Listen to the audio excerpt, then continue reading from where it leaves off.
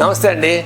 ఈరోజు మనం దినచర్యలో భాగంగా ఉద్వర్తనం అనేటటువంటి టాపిక్ గురించి మాట్లాడబోతున్నాం. ఉద్వర్తనం కపహరం మేధసః ప్రవిలాయనం స్థిరీకరణం అంగానాం త్వక్ప్రసాదకరం పరం. అంటే శరీరానికి మనం కొన్ని మూలికా ద్రవ్యాలతో నలుగు పెట్టడం అంటారు. దీనివల్ల శరీరానికి మంచి దృఢత్వం కలుగుతుంది. కఫం అంతా కూడా హరిస్తుంది. అంటే ఏంటి, మేధస్సు శరీరానికి బట్టి బాగా ఒబిసిటీ వస్తుంది. అది రాకుండా తగ్గించడానికి ఈ ఉద్వర్తనం పనిచేస్తుంది. ఈ ఉద్వర్తనాన్ని ప్రతిరోజు ప్రతి వ్యక్తి కూడా చేస్తూ ఉంటే శరీరంలో ఉన్నటువంటి అన్ని అంగాలకి కూడా రక్త ప్రసాదం బాగా జరిగి శరీరం మంచి కాంతివంతంగా, బ్రైట్ గా, గ్లోరీగా ఉండి ఈ రోజుల్లో వచ్చేటువంటి కాస్మెటిక్స్ వాటి అవసరం లేకుండానే మన శరీరం మంచి కాంతివంతంగా, గ్లోరియస్ గా అవటానికి అవకాశం ఉంటుంది. ఉద్వర్తనం అనేది శరీరంలో కింద నుంచి పైకి చేయాలండి.